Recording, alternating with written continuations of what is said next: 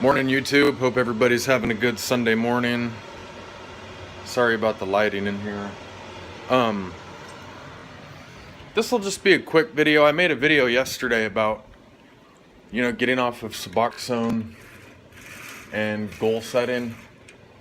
And I just wanted to touch on the taper process once more. There was somebody that commented on one of my videos. I had some or YouTube notifications, and I was browsing through. I can't remember if it was the first video I made last November or December, or if it was the video I made yesterday. I don't think it might have been.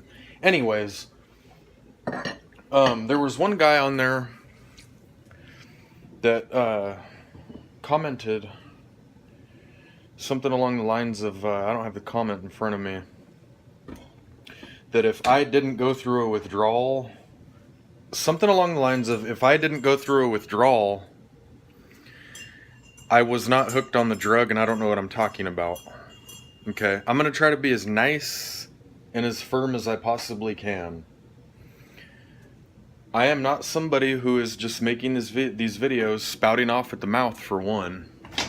For two, I was a drug addict. I'm a recovering drug addict for 2.5 years now. Well, a little over 2 years.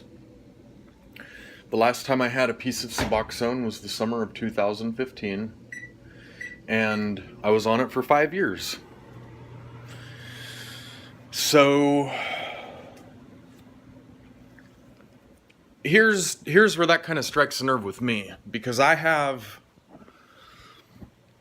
God, the lighting in here sucks. I'm sorry. I have withdrawn off of pills.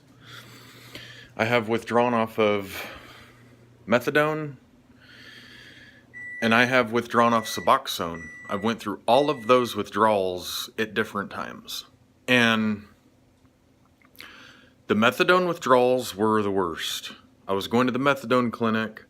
I don't remember what I started. I just know that when I had hit rock fucking bottom, I was taking 100 to 110 milligrams a day of the liquid methadone, and I had been on that dose for probably a good 4 or 5 months, and I was going to the methadone clinic for 8 or 9 months. And when I had to withdraw off of that methadone, it was the worst. I mean, in my opinion, withdrawing off of Methadone, because I've had Methadone withdrawals and I've had Suboxone withdrawals. In my humble opinion, the Methadone was twice as bad. I'm just going to be real up front. Everybody's body takes the drug differently. Everybody's body reacts differently. Yes, if you stop at a high dose, you're going to have terrible withdrawals. The Methadone withdrawal, it was like 4 or 5 weeks of the fucking flu. For 2 weeks, I mean, I was shitting my pants 10, 15 times a day. I was throwing up 3 or 4 times a day. For the first 2 to 3 weeks, I probably averaged, in a 24-hour span, I probably averaged 2 to 3 hours of sleep within any given 24-hour day, the first couple weeks. And I started taking, melatonin, Tylenol PM, and shortly after I went through my withdrawals, I relapsed, got scared, went on Suboxone, and I was on Suboxone for probably about the same amount of time, and I had to cold turkey due to other circumstances, and it was bad, don't get me wrong, it was pretty fucking bad. But the withdrawals, like after 2 or 3 weeks of Suboxone withdrawals, I started to see some light at the end of the tunnel. And that's why I make these videos, because, well, I'll get to that in a second.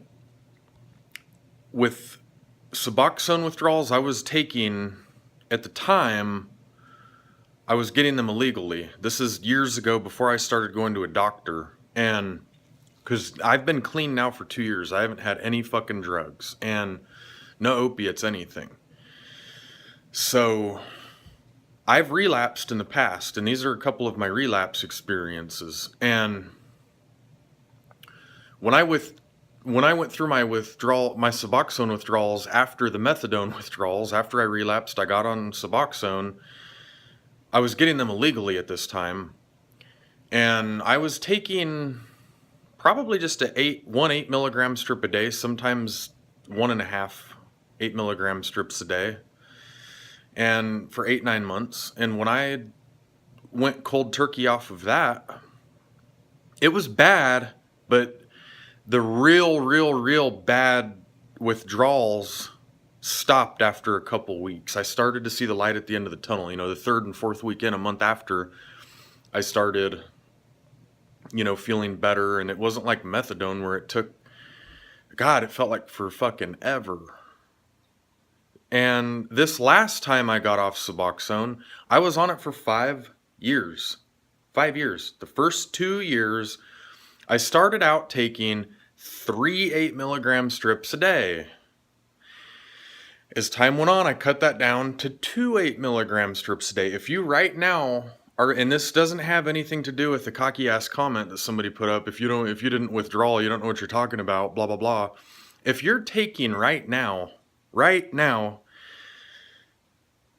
3 8 milligram strips a day, and you just completely, you can ask any fucking doctors aren't going to tell you the truth, but you can, look, people, if you're taking 3 8 milligram strips a day right now, and you stop taking one of them and you start taking 2 8 milligram strips a day, this is a daily challenge for you. You won't feel a fucking difference. It's not me trying to hurt you. It's not me trying to tell you not to, it's not me trying to hurt you. It's not me trying to tell you to go against what your doctor is prescribing you and what your doctor's telling you to do. It's just a known fact. Your body can only process 12 milligrams a day of Suboxone. Your liver and your kidneys, once that shit hits your bloodstream, when you dissolve that pill or that strip under your tongue, your body can only process 12 milligrams of it a day. 12. Your liver and kidneys, it doesn't matter what kind of opiate it is. It doesn't matter if it's Suboxone, which blocks opiates. I've been that dumbass. I've shared about this before in the past, who tried snorting a Roxy or 2 Roxys actually, when I was on Suboxone and got sick as fuck. That's a subject for another day. If you're trying or thinking about doing that shit, just don't fucking do it. It will ruin your day. Don't do it. I've done it. And where was I? Okay, your liver and kidneys cannot filter more than 12 milligrams of Suboxone a day. It can't. Gets in your bloodstream, goes throughout your whole body, hits your brain, you get that euphoric feeling. Your body cannot process more. That's why people on Suboxone, even just like methadone, just like any kind of opiates, that's why people get constipated, because they don't drink a lot of water and your shit looks like marbles. And that's a side note too. If you're taking a lot of Suboxone, drink a shitload of fucking water. Drink a gallon plus of water a day. It doesn't matter if you're... I'll post another video later on this afternoon about working out, steps you can take while you're weaning to, get healthier and stuff. But anyways, cut your dose. It took me 3 years to wean off. 3 years. That's why. And I posted in that first video that I made last November, December, that I still, for like a week or so, I had like a minor cold. But it wasn't, I was still getting 5-6 hours of sleep every night. I didn't have the runs. I didn't puke. And it's because for 3 years, it took me way longer than it should have. I would cut my strip, and then I would take whatever I cut. I would honestly got to the point where I was flushing it down the toilet, and I would take a half a strip for 2-3 months. And then I would cut a little piece off of that and do that for 2-3 months. And then just keep cutting and cutting and cutting and cutting and cutting. It took me 3 years, people. I'm not making this shit up. It took me 3 years, way longer than it should have, to wean off of Suboxone. 3 years. And to say that, oh, you never were on Suboxone or hooked on it if you didn't withdraw, that right there is arrogant. Because it can be done.